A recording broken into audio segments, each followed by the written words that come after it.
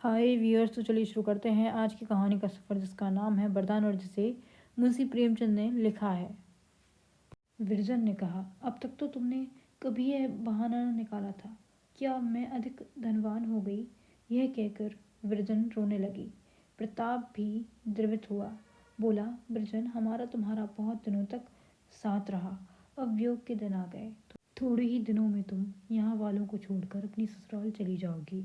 उस समय मुझे अवश्य ही भूल जाओगी। इसलिए मैं भी चाहता हूँ कि तुम्हें भूल जाऊँ, पर जितना ही चाहता हूँ कि तुम्हारी बातें स्मरण न आए, वे नहीं मानती। अभी सोते सोते तुम्हारा ही स्वप्न देख रहा था। डिप्टी श्यामाचरण का भवन आज सुंदरियों के जमघट से इंद्र का अखाड़ा बना हुआ था। सेविती की 4 सहेलियां रुक्मणी, सीता, रामदेई और चंद्रकुंवर 16 श्रृंगार किए इठलाती फिरती थीं।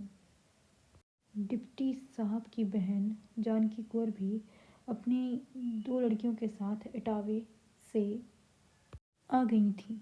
इन दोनों का नाम कमला और उमा देवी था। कमला का विवाह हो चुका था। उमा देवी अभी कुंवारी ही थी। दोनों सूर्य और चंद्र थी। मंडप के तले टुमनिया और गवनिहारिणें सोहर और सुहाग अलाप रही थीं। गुलबिया नायन और जमुनी दोनों चटकीली साड़ियाँ पहने, मांग सिंदूर से भरवाए गिलट के कड़े पहने छमछम करती फिरती थी। गुलाबिया चपला नवयौवन थी। जमुना की अवस्था ढल चुकी थी। सेवती का क्या पूछना, आज उसकी अनोखी छटा थी। रसीली आंखें आमोदिक से मतवाली हो रही थीं और गुलाबी साड़ी की झलक से चंपई रंग गुलाबी जान पड़ता था। धानी मखमल की कुर्ती उस पर खूब खिलती थी। अभी स्नान करके आई थी, इसलिए नागिन सी लट कंधों पर लहरा रही थी। छेड़छाड़ और चोल से इतना अवकाश ना मिलता था कि बाल गुथवा ले। महाराजन की बेटी माधवी छीट का लहंगा पहने, आंखों में काजल लगाए, भीतर बहारे किए हुए थी। रुक्मणी ने सेवती से कहा, सिद्धो, तुम्हारी भाउज कहाँ है? दिखाई नहीं देती। क्या हम लोगों से भी पर्दा है? रामदेई मुस्कुराकर बोली, पर्दा क्यों नहीं है? हमारी नज़र न लग जाएगी? सेवती ने कहा, कमरे में पड़ी सो रही होंगी, देखो अभी खींचे लाती हूँ। चंद्रा ने कहा, कौन जाए, अभी कपड़े नहीं बदले। सेवती ने कहा, तो बदलती क्यों नहीं? सखियां तुम्हारी बाट देख रही हैं। चंद्रा ने कहा, मैं अभी नहीं बदलूंगी।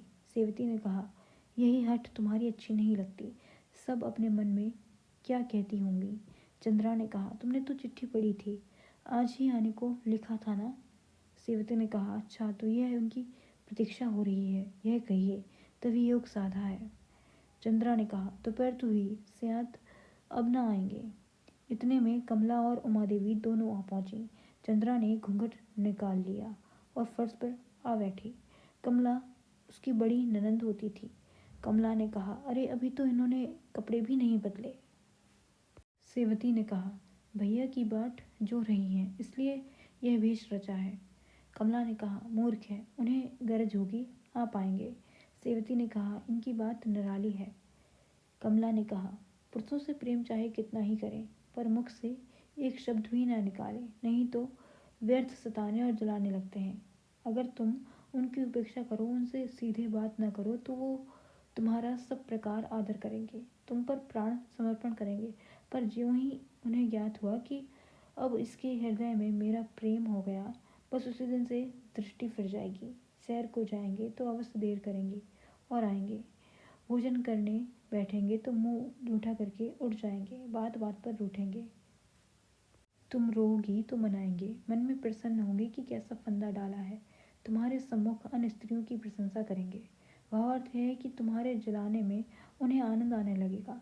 अब मेरे ही घर में देखो, पहले इतना आदर करते थे, पंखा झलने को तैयार, हाथ से कौर खिलाने को तैयार, यहाँ तक कि मुस्कुराकर पाँव दबने में भी संकोच ना था। बात मेरे मुंह से निकली नहीं कि पूरी हुई।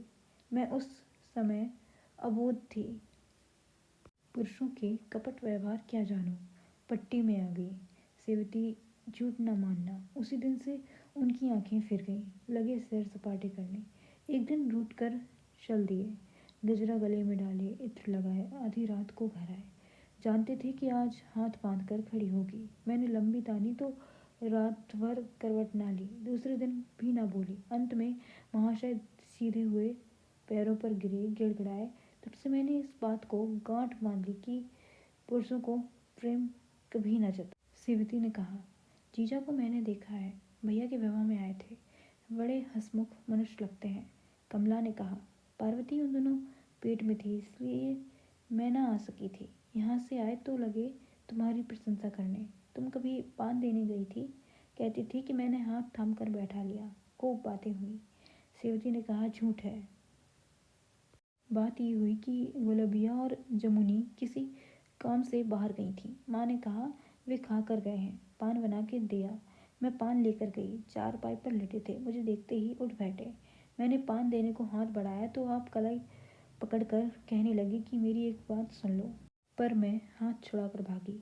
कमला ने कहा, निकली ना झूठी बात। वही तो मैं भी कहती हूँ कि अभी 11-12 वर्ष की लड़की उनसे क्या बात कहेगी, पर नहीं, अपना ही हटके जाएं। अक्सर पुरुष बड़े प्रलापी होते हैं। मैंने यह कहा, मैंने वह कहा, मेरा तो इन बातों से हृदय सुलग उठता है। न जाने उन्हें अपने ऊपर झूठा दोष लगाने में क्या स्वाद मिलता है। मनुष्य जो बुरा भला करता है उस पर पर्दा डालता है, यह लोग कहेंगे तो थोड़ा झूठ प्रलाप का अल्लाह गाते फिरेंगे ज़्यादा।